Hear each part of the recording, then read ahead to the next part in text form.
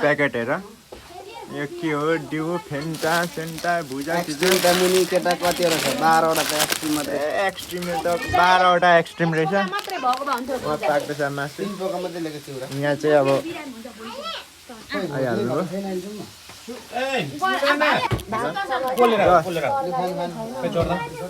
भोलि मेरो भाग कम्ती होस् न त hello guys welcome to my new blog आज चाहिँ मैले धेरै महिनापछि पिकनिक जानुपर्ने भनेर चाहिँ मैले छोटो ब्लग बनाउनु थालेँ धेरै दिनपछि यो ब्लग चाहिँ मैले किन बनाएको भन्दाखेरि पछि मेमोरी होस् पछि हेर्नुको लागि चाहिन्छ भनेर चाहिँ मैले भिडियो बनाएँ नत्र मैले ब्लग छोडिसकेको थिएँ होइन मतलब भिडियो भनौँ न भिडियो बनाउनु छोडिसकेको थिएँ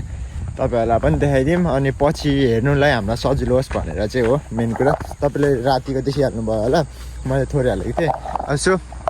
काकाको घरमा जानुपर्ने हुन्छ त्यसपछि काकाको घरमा गएपछि त्यहाँनिर टेम्पो 2टा टेम्पोमा सायद जान्छौँ होला आपाहरू बाइकमा आउनुहुन्छ होइन अब तपाईँहरूलाई म भिडियो देखाउँछु यहाँनिर हुन्छ हाम्रो सबैजना हाम्रो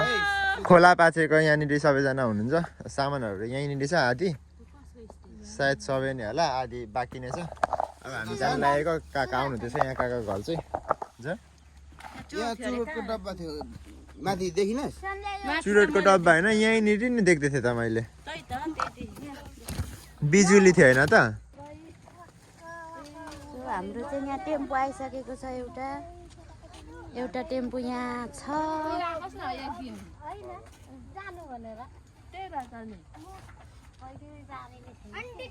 त्यही भएर त मैले काइला काकालाई भनेको त ल लाग्यो अगाडिको मान्छेहरू उता गइसक्यो टेम्पो ल काकाको घरदेखि अब फाइनल्ली हामी लाग्यौँ अब हामी जाँदैछौँ अब तपाईँहरूलाई म बाटोमा देखाउँदै गर्छु अगाडि हेर्न सक्नुहुन्छ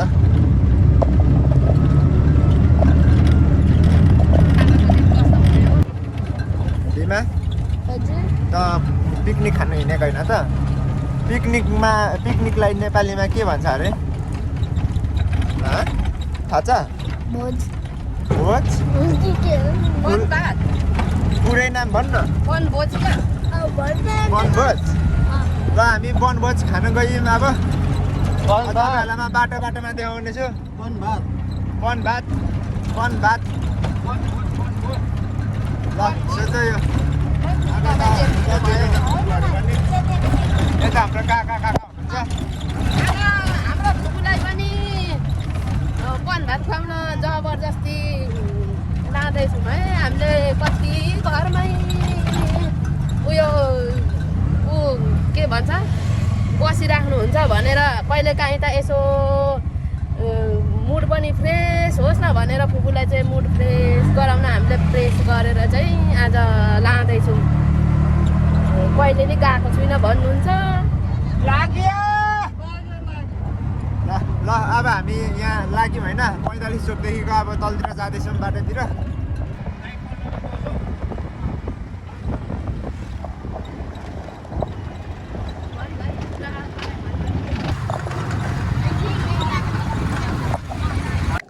सो फाइनल्ली आइपुग्यो हामी चाहिँ तर यहाँनिर चाहिँ अरू मान्छेहरू आउनु भएको रहेछ उहाँ पर हुनुहुन्छ सो अहिले चाहिँ हामी यहाँ आइसक्यौँ बेलाका बाटिका भन्ने ठाउँ 2टा टेम्पो यहीँनिर भयो होइन हामी चाहिँ यो बाटोबाट आएको टक्क लाइन छ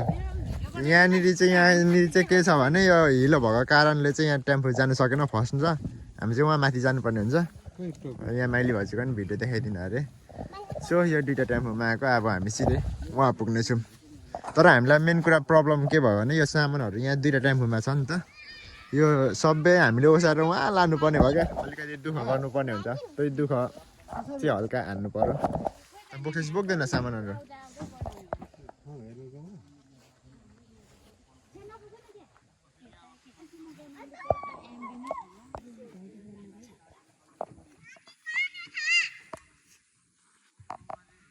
म चाहिँ यहाँनिर बियर ल्याउँदैछु 1 कार्टुन बियर पक्नु देखिरहेछ हौ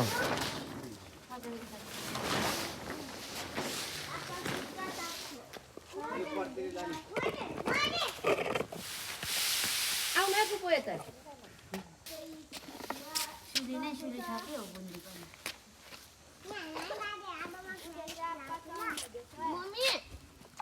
यहाँको बाल्दैछ फोहोरहरू बाल्नुपर्ने हुन्छ सुरुमा त्यसले हामी ये खाएंगे एक फ्रुटी त्यो फ्रुटी खानुपर्ने हुन्छ अनि त्यसपछि ठुलो मान्छेले चाहिँ खाँदैन केटाकेटीले मात्र अरे सो यहाँ सामानहरू छ उहाँ रेडी भइरहेको भइहाल्छ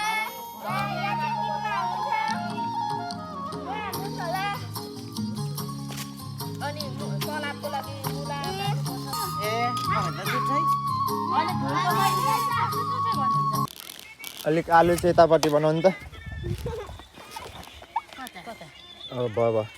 कस्तो अनि अब तपाईँहरू बस्नु म चाहिँ कस्तो देखेँ है राम्रो भन्नु आलु उगाउनु थालेको पहिले किन यो सामान तामान त पहिले धुइधाइ गरेर यता पानी आओस् न नि पता तले गएर अब यो कडाई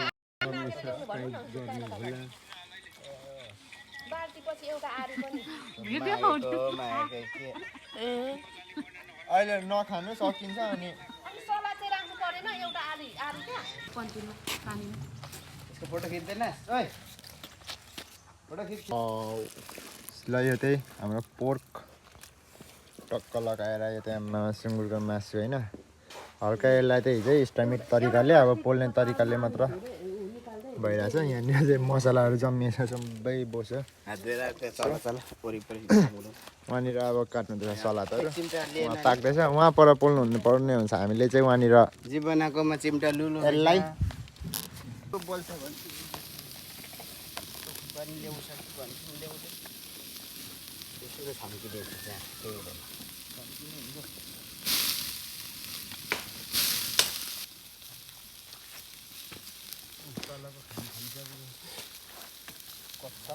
हाम्रो बाख्ना उता जाने रहेछ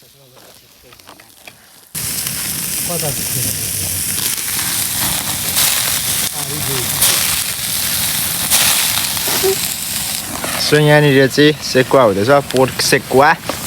ओ ल आम्मा पोर्क सेकुवा पानी हल्का छम्किनुपर्छ क्या आगो बल्यो भने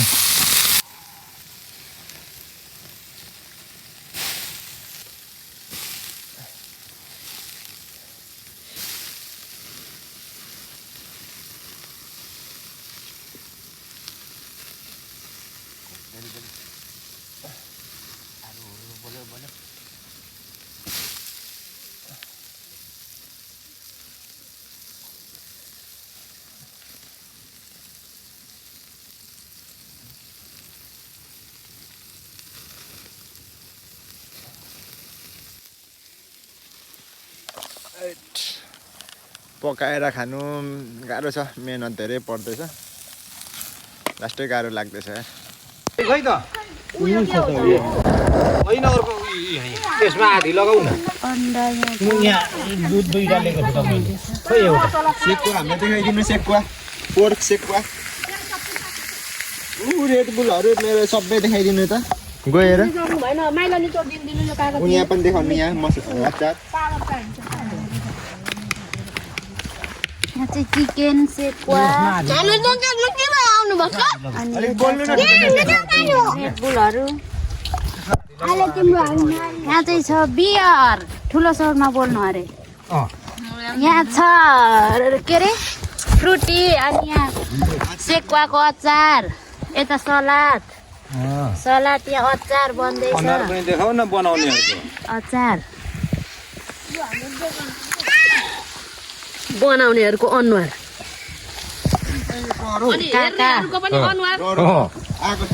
पाएको त नि अब त त्यो अन्डा त तेल पुगेन क्या छोड्दै यहाँ सन्लेया भयो निकाल्दै अघि खाएको त खा मरे लु उपर जाऊ न त्यहाँ बस न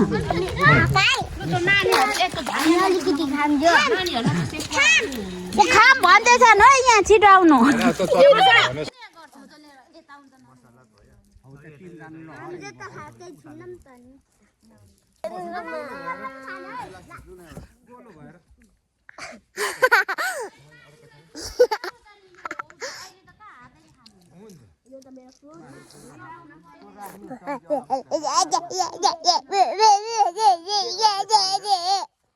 ल यहाँनिर चाहिँ हाम्रो रेडी हुँदैछ सो तपाईँहरूले देख्न सक्नुहुन्छ अब हामीले चाहिँ यहाँनिर चाहिँ टक्कसँगले खानुपर्ने हुन्छ हाम्रो चाहिँ पिकनिक होइन पिकनिकलाई एकदम रेडी हुँदैछ हामीले त सबै बनाइसक्यौँ अब बनाउनु भनेको हामीले राँगाको मासु मात्र हो भोलि यहाँ बनाउनु पर्ने हुन्छ उहाँ देख्न सक्नुहुन्छ वाउ सबैजना उहाँ छ यहाँ चाउ यो उयो सुटो दिउँसे के भन्नु भन्ने यहाँ केटाकेटीहरू छ तपाईँहरूले देख्न सक्नुहुन्छ नाम म भनिराख्दिनँ प्रत्येकको होइन ल सबैजना छौँ हामी लगभग हामी 11-12जना जति छौँ देख्न सक्नुहुन्छ ल अब हामीले खानुपर्ने हुन्छ यहाँनिर खानुपर्ने हुन्छ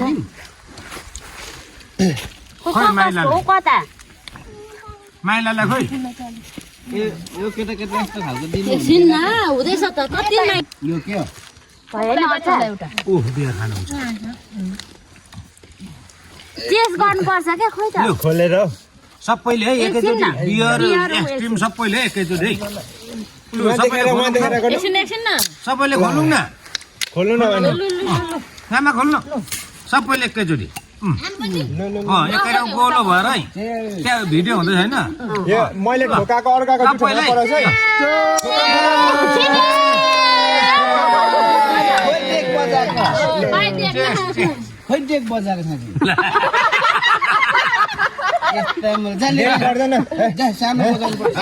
मेरो कपिराइट लाग्छ अहिले नाच्ने बेला हो क्या यहाँ गफ गर्नु कि तपाईँलाई सानो बजाउनु पर्छ पर्दैन भन्छु मेरो त खोल्नै सक्दिनँ यो ऊ भएको होइन यहाँ लगायो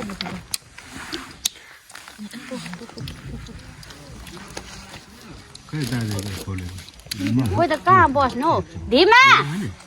त्यो क्यारेट पनि ल्याउ त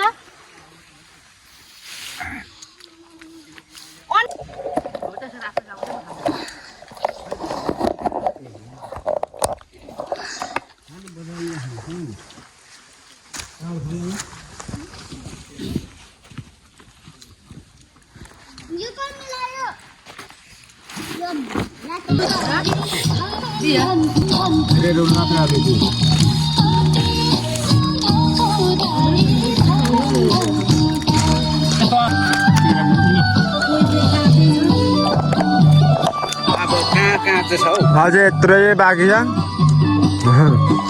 यति खाँदैछु अगाइसकेँ म त यार यस्तो कुकुरले खाला है फेरि अझै बाँकी छ यत्रो ल छ्याइ पनि खाएको छैन क्या सबै अगाइसक्यो भन्दैछ